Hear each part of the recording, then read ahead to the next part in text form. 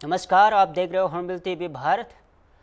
प्रधानमंत्री नरेंद्र मोदी की घोषणाओं को जमीन पर उतारने की दिशा में एक और बड़ा कदम।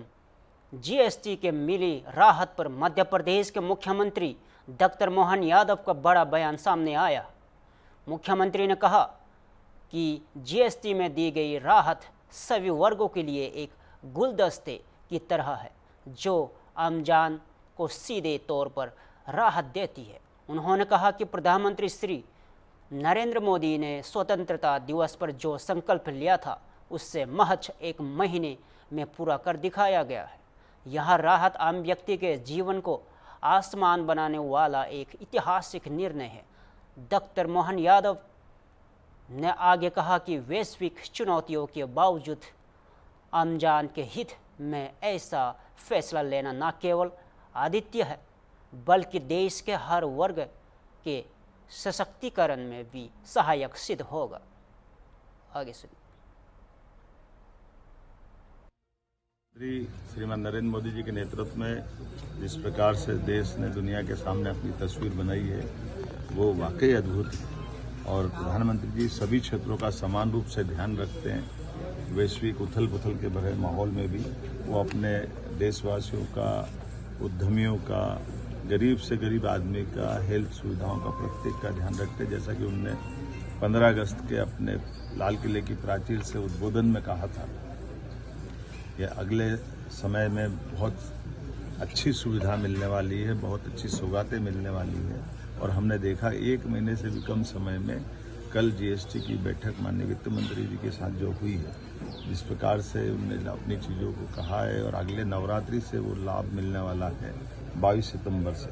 और कितने प्रकार का लाभ है ये गरीब से गरीब आदमी के लिए। ये हमारे लिए ज़्यादा आनंद की चीज़ है कि जो मध्यम वर्गीय, गरीब और कई प्रकार की सुविधा दिन उपयोगी में जो हर कोई व्यक्ति भी लेता है, उन सबको भी इसका लाभ मिलेगा। अब जैसे हमारे अपने किसानों को लाभ मिलने के लिए भारतीय रोटी, पराठा, खाकरा, पनीर, छेना, ये कई प्रकार की चीज़ें हमारे यहाँ से निर्यात भी होती हैं।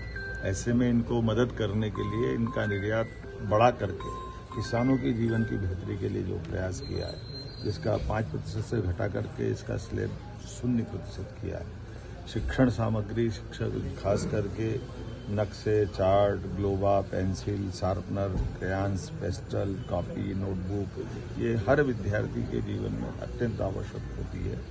ऐसे में विद्यार्थी वर्ग को भी ये शिक्षण सामग्री की 12% से 0 की तरफ ले जाना, ये हमारे नए युवाओं की दृष्टि से बहुत उपयोगी निर्णय है। कृषि उपकरणों के लिए, जैसे मैंने कहा कि कृषि सेक्टर हमारी पहली प्राथमिकता है। ये पूरे दुनिया के माहौल में भारतीय कृषि व्यवस्था को, कृषि व्यवसाय को इन आर्थिक बड़ी ताकतों से बचाने का प्रधानमंत्री जी जो लड़ाई लड़ रहे हैं, वो उनने अपने जीएसटी के माध्यम से भी वित्त मंत्री जी को निर्देश दिए। उसका परिणाम दिख रहा है। इसको 18% से 5% करना, जैसे ट्रैक्टर के tyre, parts, biopesticide, micro nutrients, drip irrigation system, sprinkler, कृषि, बागवानी, वानिकी मशीनें, जैसे जो भूमि की तैयारी, बटाई, कटाई इत्यादि सभी क्षेत्रों में जो काम आती है, इस पे 18% के जीएसटी से घटाकर 5% करना, ये हमारी प्रतिबद्धता बताती है। हेल्थ के सेक्टर में, स्वास्थ्य के लिए, हर व्यक्ति का स्वास्थ्य अच्छा हो, इसलिए इसको भी 18% से 0% तक ले जा करके सभी प्रकार की हेल्थ इंश्योरेंस की पॉलिसियों को इसमें 0 किया है। और साथ साथ कैंसर से लगा करके ऐसी बड़ी जितनी दवाइयाँ, उसमें भी 0 तक ले जा करके जो राहत दी है, ये एक अपने आप में बड़ा अचीवमेंट है। आने वाले समय में न केवल देशवासियों का स्वास्थ्य अच्छा रहे, उनकी सब सुविधाएं सरलता से पहुँचे, बल्कि दुनिया के लोग भी आकर के इस नए हेल्थ सेक्टर में इन निवेश की दृष्टि से और हमारे राज्य और देश को आगे बढ़ाने की दृष्टि से बड़ा निर्णय है। ऑटोमोबाइल सेक्टर के बारे में भी जो मालूम पड़ा है, वास्तव में मध्यम वर्गीय और गरीब वर्ग, आजकल कार केवल बड़े लोगों की नहीं हो गई है। बड़ी कारों के लिए तो कीमत, लेकिन 1200 सीसी और 1200 सीसी से लगा के 4000 एम तक डीजल, हाइब्रिड डीजल और दूसरे प्रकार की पेट्रोल इत्यादि कारों के लिए 28 से जो 18% का जीएसटी स्लैब लाया, ये वास्तव में बड़ी बात है। फिर ये 3 पहिया वाहन, मोटरसाइकिल, ढुलाई, ऐसे सभी चीज़ों पर एक तरह से एक कॉमन जीएसटी तक ले जाने का प्रयास किया।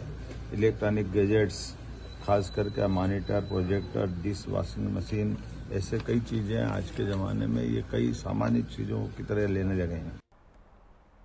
भोपाल से बड़ी खबर आ रही है। राजधानी में टैक्स चोरी के मामले में जीएसटी विभाग ने क्लासिक सिक्योरिटी सर्विस के खिलाफ बड़ी कार्रवाई की। टीम ने संचालक राजकुमार पांडे के घर और दफ्तर पर छापे मारे हैं। यहां कार्रवाई कमलानगर थाना क्षेत्र में चल रही है। शुरुआती जांच में कंपनी पर करोड़ों रुपए के जीएसटी में अनियमितता के आरोप लगे हैं। विभाग ने वित्तीय दस्तावेज, लेन देन के रिकॉर्ड और डिजिटल सामग्री जब्त की। अधिकारी जांच के बाद ही पूरी सच्चाई से पर्दा उठाने का दावा कर रहे हैं। इस कार्रवाई ने कारोबारी माहौल में हलचल पैदा कर दी है।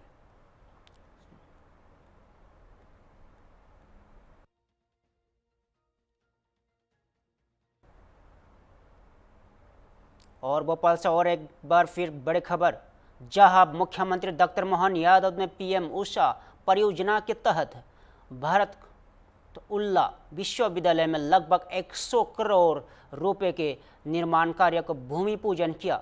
इस अवसर पर नए कन्या छात्रावास, एग्रीकल्चर भवन और आईटी पार्क की आधारशिला भी रखी गई है। मुख्यमंत्री ने छात्रों को प्रेरित करते हुए कहा, नौकरी पाने वाले नहीं, नौकरी देने वाले बने, बड़े सपने देखे, सरकार आपके साथ है। डॉक्टर मोहन यादव ने यहाँ भी घोषणा की कि विश्वविद्यालय में रोजगार परक नए कोर्स शुरू किए जाएंगे और छात्रों के लिए बस सुविधा उपलब्ध कराई जाएगी। साथ ही उन्होंने भोपाल को मेट्रो कोच निर्माण की सौगात भी दी। बताया कि बड़ा तालाब कश्मीर की डल झील की तर्ज पर विकसित होगा। धार में बनने वाले पीएम मित्रा पार्क को देश दुनिया से जोड़ने की भी योजना है। सुनिए। मंदिर में आज अपने इस विश्वविद्यालय के नए प्रकार के एक नए परिवेश की संभावनाओं के लोकार्पण भूमि पूजन के अवसर पर यहाँ उपस्थित हुए हैं। मंच पर विराजमान हमारे बीच माननीय मंत्री इंदर सिंह परमार जी, माननीय मंत्री श्रीमती कृष्णा गौर जी, कुलगुरु बरकतुल्लाह विश्वविद्यालय श्रीमान एसके जैन जी, कुलसचिव अनिल शर्मा जी, एसीएस अनुपम राजन जी, सभापति किशन सूर्यवंशी जी, इस अवसर पर सभी सम्मानित प्राध्यापकगण, सभी विद्यार्थी भाइयों बहनों, पत्रकार साथियों, दोनों हाथ जोड़ के आपको प्रणाम करता हूँ, आपको बधाई देता हूँ।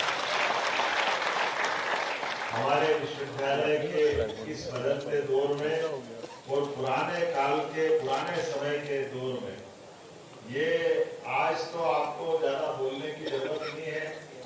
इसी बरकतुल्लाह विश्वविद्यालय में मैं जब आया था और उस समय ये विषय आया, और यहाँ नहीं, मैं आज आपके साथ साथ पूरे प्रदेश के सभी विश्वविद्यालयों के अंदर एक बार जोरदार अभिनंदन माननीय मोदी जी का करें, श्रीमान नरेंद्र मोदी जी,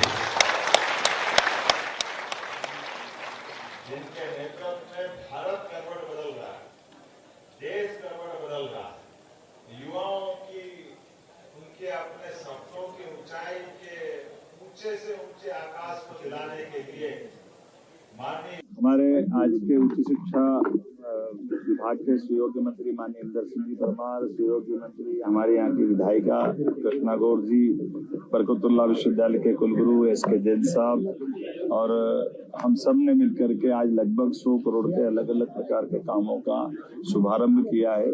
और ये हर एक विश्वविद्यालय अपने पैरों पे खड़ा हो, रोजगार पर कोर्स को चलाए, उनकी सुविधाएं बढ़ाई जाए, आईटी से लगाकर एग्रीकल्चर तक सब सेक्टर में सब प्रकार के रोजगार परक कोर्स के लिए हमने कही है। और साथ साथ आज के दौर में जो जो और रोजगार परक कोर्स हो सकते हैं, जैसे हमारा एग्रीकल्चर के साथ साथ कॉटन इंडस्ट्री में, फैशन डिजाइनिंग में, बहुत सारे सेक्टर में संभावना है। ऐसे में नए कोर्स खोलने की आवश्यकता है, तो उस कोर्स खोलने की हमने यहाँ घोषणा भी की है। और साथ ही साथ बच्चों को आने जाने के लिए बस की भी सुविधा देने की दृष्टि से आज घोषणा हुई है। मैं उम्मीद करूंगा बरकतुल्लाह विश्वविद्यालय अपनी गरिमा के अनुसार इन सारी मांगों की तरफ भी गौर करके शीघ्र पूरी करेगा और सरकार उनके साथ खड़ी है। सही हमारे सारे उच्च शिक्षा विभाग के सभी महाविद्यालयों में पीएम एक्सीलेंस कॉलेज का प्रदेश भर का जो मॉडल बना है, देश भर के लोग आज हमारे इस मॉडल को देखने आ रहे हैं। शिक्षा नीति 2020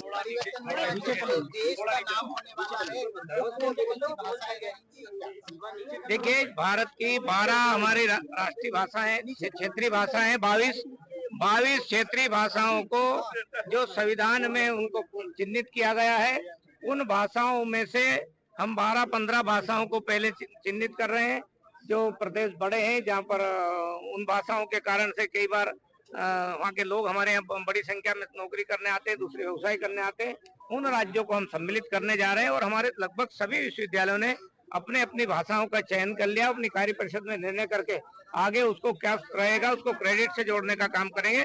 वो हमारे जो शिक्षा विभाग के एक्सपर्ट है वो उसको काम करेंगे। आज क्या घोषणाएं की गई? दक्षिण भारतीय भाषा आगे रहेंगे उनमें। बिल्कुल, दक्षिण भारतीय भाषा तमिल है, तेलुगु है, कन्नड़ है, मलयालम है, गुजराती है, मराठी है, ऐसी सब असमिया है, उड़िया, सब भाषाओं को एक हमारे विश्वविद्यालय ने 1 या 2 भाषा अपनी चिन्हित कर ली। क्या घोषणाएं की गई? भाषा को लेकर जो विवाद महाराष्ट्र इन जगहों पर चला, भाई भाषा ये हम यही नहीं, ये भारत हमारी नीति है। इस देश की एकात्मता के लिए भाषाएं कभी बाधा नहीं बन सकती है। भाषाएं जोड़ने का काम करती है, तोड़ने का काम नहीं करती है। कुछ लोग अपने राजनीतिक स्वार्थ के लिए भाषाओं को तोड़ने के लिए उपयोग कर रहे हैं। ये हम एक बड़ा संदेश इस मध्य प्रदेश। सर, आज आपके यहाँ पे जो कार्यक्रम हुआ उसमें बड़ी सौगातें मुख्यमंत्री जी ने दी है और भाषाओं को लेकर भी आज चर्चा हुई, क्या कहते हैं? देखिए, भाषाओं को लेकर भी माननीय उच्च शिक्षा मंत्री जी ने एक बैठक ऑर्गेनाइज की थी। इसमें सभी मध्य प्रदेश के सारे कुलगुरु साहिबान और कुल सचिव साहिबान थे। उसमें ये विषय आया और उस विषय में फिर ये निर्णय हुआ उस दिन कि 22 भाषाएं जो देश की अलग अलग प्रांतों की, अलग अलग प्रदेश की हैं, वो अपने मध्य प्रदेश में भी पढ़ाई जाए। तो उसमें हम सभी कुलगुरुओं को 1-1, 2-2 भाषा, जैसे बरकतुल्लाह को तमिल मिला है, एक आध और भी कोई हम ले सकते हैं, ताकि बच्चे जो हमारे रोजगार के लिए परेशान होते हैं, जैसे तमिलनाडु चला गया या कहीं बाहर जाता है, तो वहाँ उसको भाषा के कारण थोड़ी मतलब परेशानी तो फील करते हैं वो कम से कम नहीं होगी। यहाँ से वो भाषा सीख के जाएगा। दूसरा सर, आज बड़ी सौगातें मिली है, तो क्या क्या सौगातें मुख्यमंत्री जी? देखिए, मुख्यमंत्री जी ने एक तो बच्चों के लिए बहुत, मतलब मुझे भी बड़ा गर्व, मतलब हर्ष महसूस हो रहा है कि मुख्यमंत्री जी ने, मतलब क्या इंट्यूशन हुआ उनको, उन्होंने तत्काल बसों की घोषणा करना बच्चों के लिए, ये बहुत अच्छी सौगात है। और नए कोर्स जैसे फैशन डिजाइनिंग है और भी जो नए कोर्स जिसमें बच्चों को जॉब ओरिएंटेड कोर्स शुरुआत करने की उन्होंने कहा, बोले मेरी तरफ से। उत्तर प्रदेश के बलिया जिले के चांदपुर से एक बड़ी खबर, सियासी खबर सामने आई है, जहां पहुंचे निषाद पार्टी के राष्ट्रीय अध्यक्ष और उत्तर प्रदेश सरकार के मंत्री संजय निषाद ने बीजेपी से अलग होने की अटक लो को सिरे से खारिज कर दिया है। उन्होंने साफ कहा है कि हम आज भी बीजेपी के साथ हैं, कल भी थे और 2027 के बाद भी साथ रहेंगे। संजय निषाद ने विपक्षी दलों पर भी निशाना साधा और कहा कि सपा, बसपा और कांग्रेस से आए इम्पोर्टेड नेता गठबंधन को डिस्टर्ब करने की कोशिश ना करें। उन्होंने ऐसे नेताओं के खिलाफ पार्टी अलग कमन से कार्रवाई की मांग भी की है। आगे सुनिए। किसी भी समाज को सम्मान, सुरक्षा और समृद्धि चाहिए। ये तीनों तभी संभव है जब पावर के साथ रहे, और समुदाय आज पावर के साथ सुरक्षित है। इसे बिहार में भी समस्या है मछुआरों की, क्योंकि बिहार बंगाल का एक पार्ट है। बंगाल जब प्रदेश बना था तो उसमें अनुसूचित जाति की सूची बनी थी, और उसमें जब बिहार अलग हुआ तो कुछ बेईमानों ने उस सूची को ही गायब कर दिया। बेचारे निषाद परेशान है। फिर बिहार के लोगों को जाके मार्गदर्शन करेंगे, जगाएंगे और उनके संवैधानिक अधिकार के प्रति सचेत करेंगे, और बिहार में भी जीत होगी। बीच बीच में खबरें आती रही हैं कि आप बीजेपी का दामन छोड़ सकते हैं।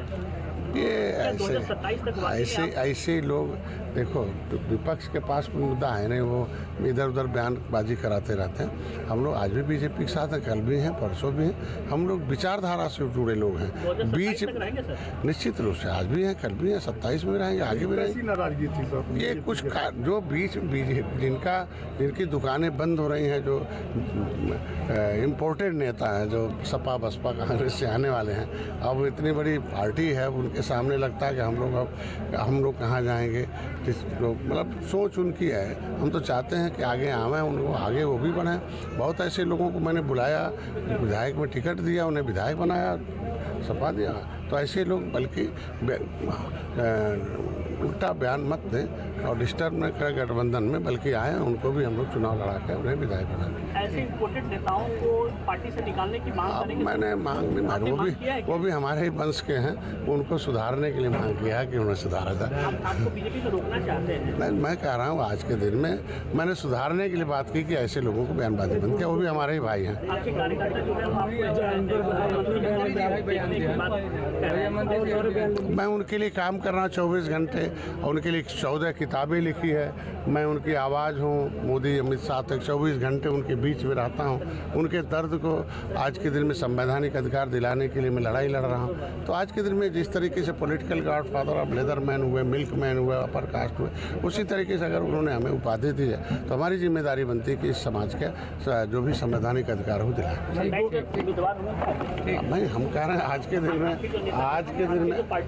दिन में देखो, हम लोग मिल के तय करते हैं, भाजपा और निषाद पार्टी, कि कौन उम्मीदवार होगा, कौन। 27 तक आप रहेंगे? हम आगे भी रहेंगे। सर एक चीज और है, ये बिहार चुनाव में जो है अभी हम लोग ओम प्रकाश राजभर एक बोल रहे हैं कि तीसरा मोर्चा एक हफ्ते में हम लोग पहुंच रहे हैं। हम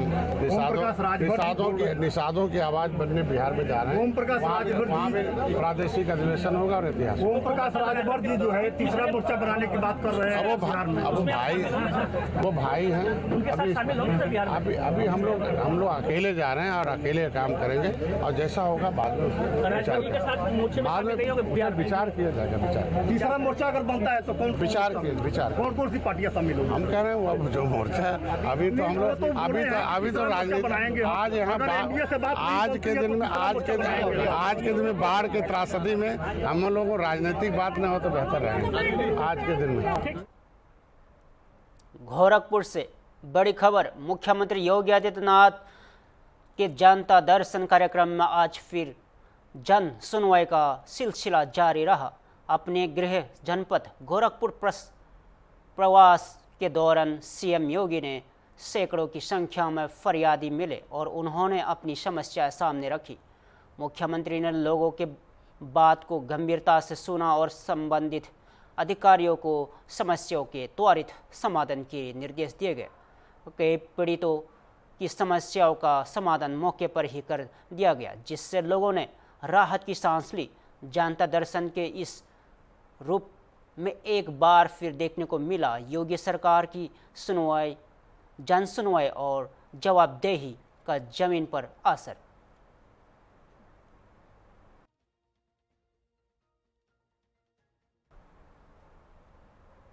लखनऊ से बड़ी खबर आ रही है, जहां ईबीवीपी के राष्ट्रीय मंत्री अंकित शुक्ला ने प्रेस कॉन्फ्रेंस कर राम स्वरूप मेमोरियल यूनिवर्सिटी में छात्रों पर हुए लाठीचार्ज को लेकर बड़ा बयान दिया है। उन्होंने विश्वविद्यालय के वैधता पर सवाल उठाते हुए कहा कि अगर यूनिवर्सिटी का नवीनीकरण हो चुका था तो बीसीआई का अलाउ लेटर सितंबर को क्यों जारी हुआ।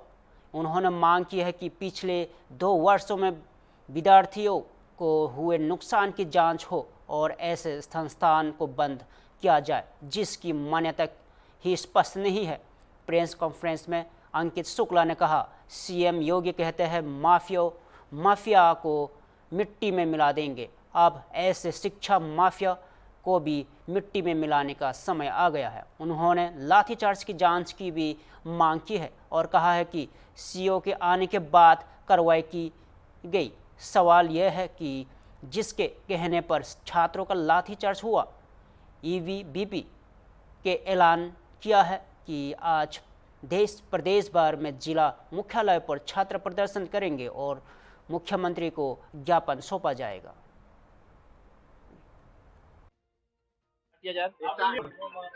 आप सभी को नमस्ते। विद्यार्थी परिषद कार्यकर्ताओं की ओर से मैं आप सभी पत्रकार बंधुओं का, छायाकार बंधुओं का बहुत अभिनंदन करता हूं और रामस्वरूप विश्वविद्यालय के पूरे घटनाक्रम पर आपकी कवरेज के लिए आपका आभार व्यक्त करता हूं। आज की हमारी पत्रकार वार्ता इस संबंध में है जो हमने आगे की दिशा तय की है। रामस्वरूप विश्वविद्यालय के अंदर शांतिपूर्ण ढंग से विधि छात्रों के न्याय के लिए संघर्ष कर रहे हमारे विद्यार्थी परिषद के कार्यकर्ताओं को, राम विद्यार्थियों पर जिस तरीके से बर्बर तरीके से लाठीचार्ज हुई, उनको निर्ममता से मारा गया, बाहरी गुंडों के द्वारा उनके साथ मारपीट की गई और उसके बाद का जो घटनाक्रम हुआ हम सबसे छिपा नहीं है। मुख्यमंत्री जी ने मंडलायुक्त अयोध्या और आईजी अयोध्या को जांच सौंपी है। मुख्यमंत्री जी का एक बयान है कि माफियाओं को मिट्टी में मिला देंगे। मैं मुख्यमंत्री जी से मांग करता हूं कि अब समय आ गया है कि ऐसे शिक्षा माफिया को मिट्टी में मिलाया जाए। ऐसे भ्रष्टाचार करने वाले लोगों को, भ्रष्ट तंत्र चलाने वाले लोगों को चिन्हित करके आपकी जांच समिति उनका नामों को सार्वजनिक करे और उनको जल्द से जल्द मुकदमा दर्ज करके उनको जेल भेजा जाए। रामस्वरूप विश्वविद्यालय जो 3 साल से विधि छात्रों के साथ अन्याय कर रहा था, उनके भविष्य के साथ खिलवाड़ कर रहा था, उनको चिन्हित करते हुए उन सभी लोगों को जेल में डालने का काम ये प्रशासन करे। हम इसकी मांग करते हैं। उच्च शिक्षा परिषद ने कल एक FIR लॉन्च कराई है उनके विरुद्ध, विश्वविद्यालय के विरुद्ध। उनके बिंदुओं को ध्यान में रखते हुए प्रशासन दोषियों के ऊपर कार्रवाई करे, उनको जेल भेजे। साथ ही साथ हमारे कार्यकर्ता आज पूरे प्रदेश के अंदर जिला केंद्रों पर विरोध प्रदर्शन कर रहे हैं, आंदोलन कर रहे हैं। 48 घंटों के अंदर हमको निर्णायक कार्रवाई नहीं हुई, जांच समिति की रिपोर्टों के आधार पर दोषियों को चिन्हित करके जेल नहीं भेजा गया, उन पर कार्रवाई कठोर रूप से नहीं हुई, तो हम प्रदेश स्तर पर भी बड़े आंदोलन के लिए बाध्य होंगे। एक लेटर वायरल हो रहा है जिसमें मान्यता की बात कही जा रही है, उस पर आप जी, वो VCI का जो लेटर है उसमें आप देखेंगे वो प्रोविजनल अलॉटमेंट है, सशर्त अनुमति है उनको, और इस सशर्त अनुमति की भी एक प्रक्रिया होती है। उन्होंने खुद साबित कर दिया कि उनका नवीनीकरण नहीं था, इसलिए हमारा ये घटनाक्रम 1 सितंबर का है, उनको मान्यता 3 सितंबर को कल मिली है। इसलिए वो दोषी हैं, वो भ्रष्ट हैं। और एक दिन के अंदर कैसे इंस्पेक्शन हो गया, कैसे निरीक्षण हो गया और कैसे रिपोर्ट बन गई और कैसे सीधे रिपोर्ट उनको मिल गई। इसलिए ये पूरा घटनाक्रम ये जांच का विषय है कि कैसे उनको राज्य विधिज्ञ परिषद की ओर से ये कैसे मान्यता मिल गई। और इसलिए हम ये मांग करते हैं कि इसकी भी जांच की जाए और इसकी पूरी प्रक्रिया होती है। 31 दिसंबर तक एप्लीकेशन कर देना होता है। आप उनके वेबसाइट को हमने चेक किया है, 7 दिन पहले उन्होंने इसके लिए अप्लाई किया है, एक बार 9 महीने पहले किया था। इसलिए ये पूरा घटनाक्रम ये उन्होंने विश्वविद्यालय को भ्रष्टाचार का अड्डा बना रखा था, जिस पर विद्यार्थी परिषद आक्रोशित थी, विद्यार्थी आक्रोशित थे और उन्होंने आंदोलन किया। हमारा आंदोलन जारी रहेगा। पंजाब में बाढ़ से मचे हाहाकार के बीच केंद्रीय मंत्री शिवराज सिंह चौहान गुरुवार को राज्य के प्रभावित जिलों का दौरा करने पहुंचे। अमृतसर एयरपोर्ट पर उन्होंने राज्यपाल गुलाब चंद कटरिया और राज्य के कृषि मंत्री गुरमीत सिंह खोडिया से मुलाकात की। इसके बाद मंत्री अमृतसर, कपूरथला और गुरदासपुर के बाढ़ग्रस्त इलाकों का जायजा लेंगे। मंत्री शिवराज सिंह चौहान ने बुधवार को साफ किया था कि केंद्र सरकार हालत पर कड़ी नज़र रखे हुए है और राज्य सरकार के साथ मिलकर हर संभव मदद देगी। उन्होंने कहा है कि 1.5 लाख हेक्टेयर से ज़्यादा फसल जलमग्न हो चुकी है। सीमावर्ती जिलों में जनजीवन प्रभावित है, लेकिन केंद्र सरकार प्रधानमंत्री नरेंद्र मोदी के नेतृत्व में हर किसान और नागरिक के साथ खड़ी है। शिवराज सिंह चौहान ने कहा है कि वे स्वयं जमीनी हालत देखने और किसानों से बातचीत करने के लिए आए हैं। वहीं मौसम विभाग ने भी पंजाब, हरियाणा और चंडीगढ़ के कई हिस्सों में भारी बारिश के बिजली गिरने को लेकर रेड अलर्ट जारी किया है। सुनिए।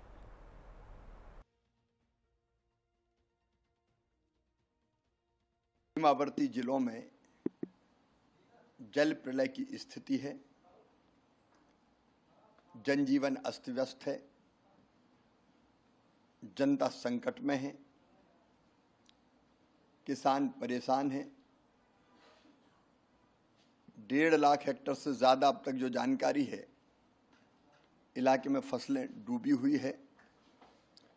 संकट फिलहाल के लिए इतना ही। देश और प्रदेश से जुड़े हर खबरों के लिए देखते रहिए हॉर्नबिल टीवी भारत।